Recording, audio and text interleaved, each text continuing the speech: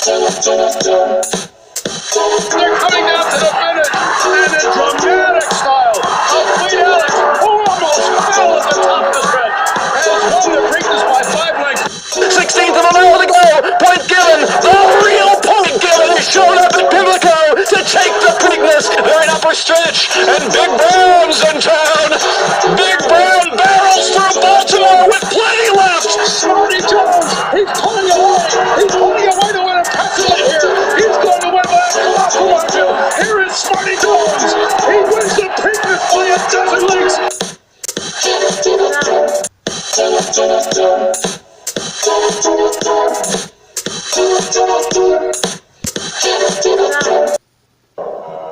And they're into the stretch. Country House on the outside. Code of Honor down for the rail. Maximum Security keeps on fighting. It is Country House on the outside. Maximum Security is on that game. He keeps battling on. Maximum Security. Country House 1-2 down to the line. Maximum Security wins the Kentucky. There is an objection that has been posted on the board, so it is unofficial for the moment. There you see the unofficial order of finish. He did come out at the top of the stretch, nearing the top of the stretch. He impeded the one-horse War of Will. Right there is where number 7, Maximum Security, came out a lane or two, forcing War of Will to steady. But you could tell by the reaction of Tyler Gaffleon on War of Will that there was definitely some contact. But it's hard to see that he did anything to Country House. They disqualified. They did. So for the first time in the history of the Kentucky Derby, the horse that crossed the line first has been disqualified. After the objection, Country House wins the Kentucky Derby. With Flavian Pratt at 65-1.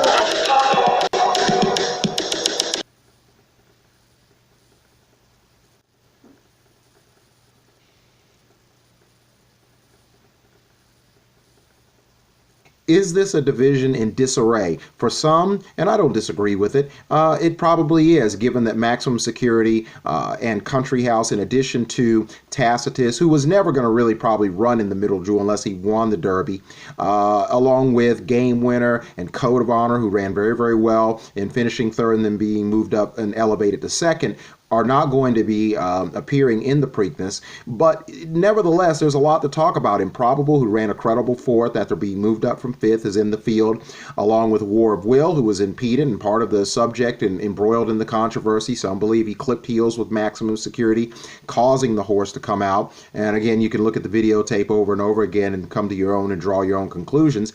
So along with Improbable, he's in the field for trainer Mark Casse. Win, who didn't do, as Michael Trombetta described it, any running at all in the Derby. He tried to run, he was just outrun, and it seemed to be, from his contention, his point of view, that he didn't like the racetrack. You got Always Mining, the local sensation, last Maryland-bred horse to win the Preakness Stakes, coming in fresh off without running in the Derby, was Deputed Testimony back in 1983. This horse looks very, very much like a viable contender. He's on a six-race win streak. You've got Bourbon War, who was fourth in the Florida Derby after running second in the Fountain of Youth, didn't have enough points to qualify for the Derby. He, along with Signal Man, are among those who just didn't get enough points. Second in the Bluegrass, third in the Bluegrass, a nondescript seventh in that Fountain of Youth against Bourbon War and Hidden Scroll and Vacoma and so forth, and Code of Honor. He's in the field for Kenny McPeak, who plans on, from what the early reports, that he will try to run this horse in the Belmont, and that right now it would appear to some people that he is now in a cycle where he should be running his, reaching his peak, or he should run much improved from the Keeneland run. You also have Owendale, who won the following week at Keeneland in spectacular fashion, circling the field in Secretariat, and recently in super steed-like fashion in the Southwest Stakes, when he scored the Lexington Stakes, beating Sueno and another Twist of Fate, who's also in the field for trainer Blaine Wright. He had earned that right, punched a berth with an automatic one via the El Camino Real Derby, a win in the year-end sort of format made by the Stronach Group, who, of course, in addition to owning Santa Anita and Golden Gate, own a number of racetracks in North America. And so they put this offer, or this format, up for the winner of the El Camino Real. And so another Twist of Fate is in there. You have Laughing Fox from Steve Asmussen's barn. I think he was fourth. in the Arkansas Derby after not running so well in one division of the Rebel. Just won the newly created Oaklawn Invitational, which is another winning year in for the Preakness. You have Warriors Charge, who's a stablemate of Owendale out of the Brad Cox barn. And then you have Bodie Express, who also was affected somewhat by the scrum at the head of the stretch in the Kentucky Derby, second in the Florida Derby. Ran decently well given all of what happened. He was actually affected adversely by Country House. He's in the field as well, seems to be training very, very well.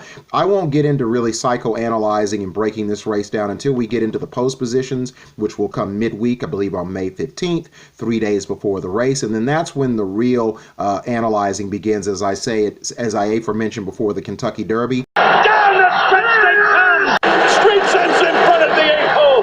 Cullen giving his all. Street Sense, here comes Cullen. Cullen surging. Street Sense in deep water. Too close to call. The rematch is on. Bodymeister. Oh, hell, another on the outside. Photo finish. I'll have another. Wild finish coming. Look at it.